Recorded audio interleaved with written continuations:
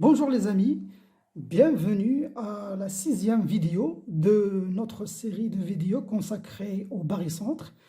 La dernière vidéo, on a vu le barycentre de 3 points, on l'a défini. Alors, dans cette vidéo, je vais vous parler de quelques propriétés du barycentre et précisément, on va parler de l'associativité du barycentre. C'est une propriété très importante. C'est une propriété caractéristique du barycentre de 3 points. Alors, qu'est-ce qui nous dit cette propriété? Alors, si on a un point G, qui est le barycentre des 3 points pondérés A, B, C, avec des coefficients alpha, bêta et gamma, avec la condition, bien sûr, que la somme de ces coefficients doit être différente de 0. Et si on connaît le barycentre seulement de ces 2 points, hein. On sait que H c'est un point qui est le barycentre de A alpha et B bêta. C'est A et c'est B. Alors, G sera le barycentre du point H, ce H-là, avec comme coefficient alpha plus bêta, la somme de ces deux coefficients, et le C gamma. Ça veut dire comme si on a remplacé ces deux points A et B, ici, dans le barycentre G, on a remplacé ces deux points par leur barycentre. Si vous avez par exemple 2 points, bien 3 points, A, B, C, et on connaît déjà le barycentre par exemple de ces 2 points qui est ici, hein, par exemple H. Alors forcément, le barycentre des G va être le barycentre du point H et C. G, le barycentre de A, B, C, va se retrouver sur la droite, quelque part sur la droite HC. Alors, c'est ce qui nous dit cette propriété. Ça veut dire que je peux remplacer 2 points, toujours, par leur barycentre, mais avec la somme des deux coefficients. Le coefficient de cette barycentre va prendre la somme des deux coefficients. Alors, je vais vous donner la démonstration et je vais aussi vous donner un exemple pour que vous compreniez bien cette propriété. Alors, la démonstration. Alors, on a ici une implication. Donc, on va arriver à celle-là. Donc, je vais vous donner un indice. Alors, vous partez ici, vous utilisez la propriété principale. C'est quoi G barycentre? Vous donnez une explication à cette expression. Après, vous développez avec la relation de Charles en utilisant le point H. Et au milieu de l'implication, vous allez vous retrouver avec la signification de vous utiliser la propriété que H est le barycentre et vous allez conclure à la fin, vous avez trouvé une expression parce que pour arriver à celle-là, hein, finalement à la fin, nous, qu'est-ce qu'on veut trouver? On veut trouver que G est égal au barycentre. Ça veut dire qu'on doit trouver une expression vectorielle qui est égale au vecteur nul avec alpha plus bêta GH plus gamma GC égale au vecteur nul. Si on arrive à trouver ça, ça veut dire que c'est le barycentre. Allez-y, mettez la vidéo en pause et essayez de trouver cette expression vectorielle. Bien, moi je continue. Alors je vais commencer par si. Hein, alors ça, je l'ai, on a déjà ça. Cela va impliquer alors G barycentre de A alpha B bêta C gamma. Ça veut dire que alpha GA plus bêta GB plus gamma GC égale au vecteur nul.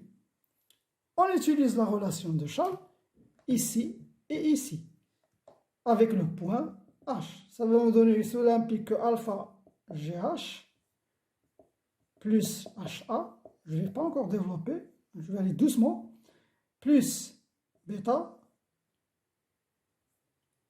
GH plus HB.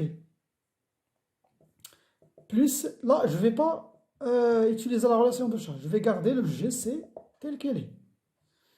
Gamma GC égale au vecteur nul. Bien, là je développe, cela implique que alpha GH plus alpha HA plus bêta GH plus bêta HB plus gamma GC vaut vecteur nul. Là, on a un vecteur commun ici, GH. C'est alpha plus bêta, GH, plus, ici, on a alpha HA, plus bêta HB.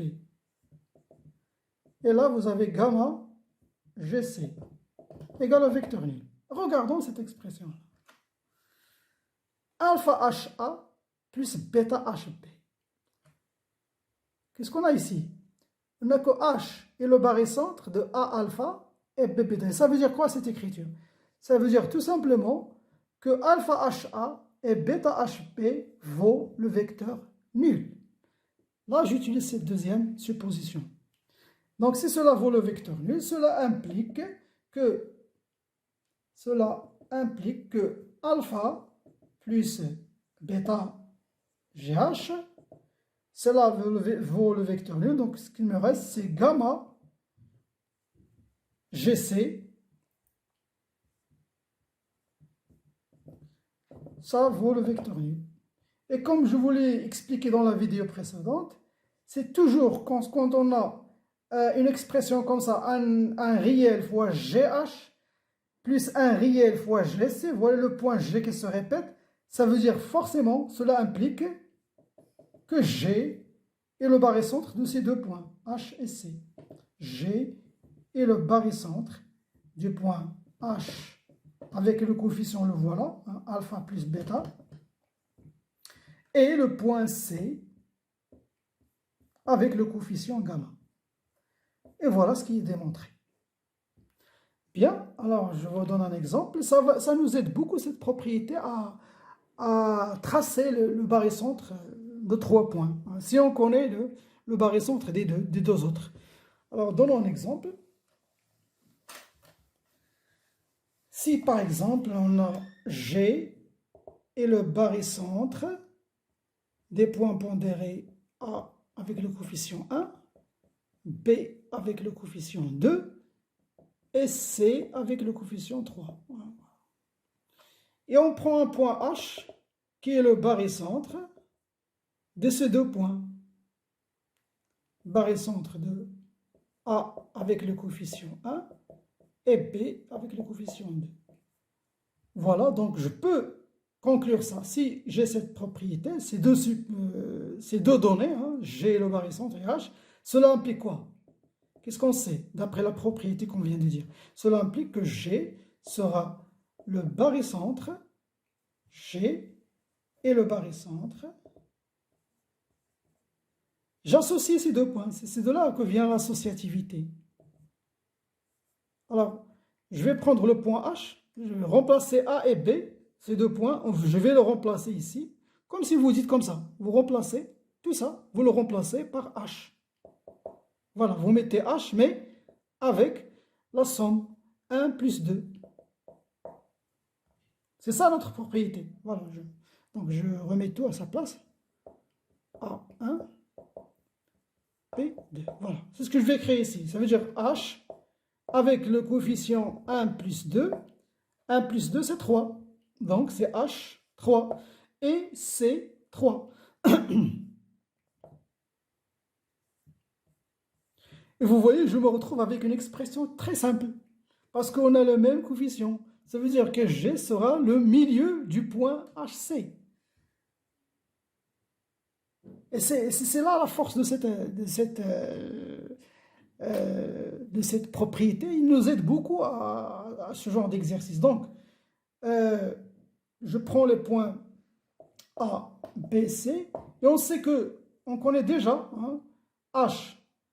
Il se positionne, la position de H. Je vais d'abord vous donner la position. Comment on trouve la position du barycentre de deux points? C'est un rappel. Alors, si on a H et le barycentre de A1, ça veut dire que la propriété de la réduction vectorielle nous dit quoi?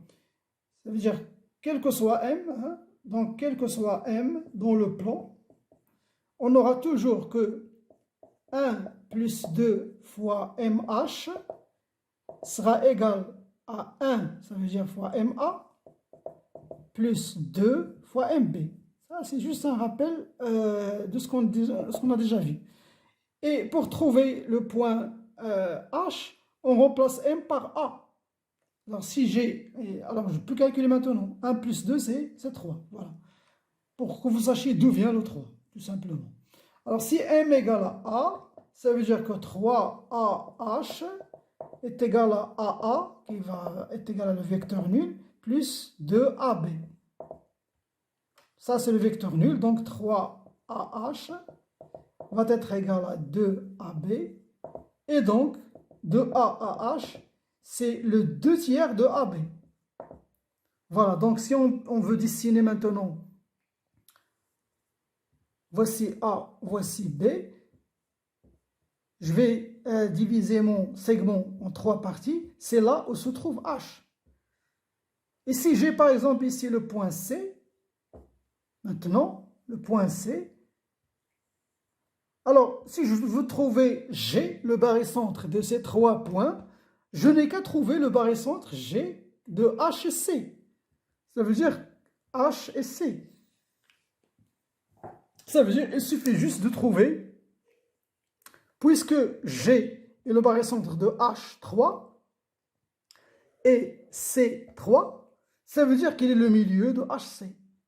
Voilà, le milieu de ce segment HC, parce qu'on a 3, 3. Et on a déjà vu ça dans la vidéo précédente.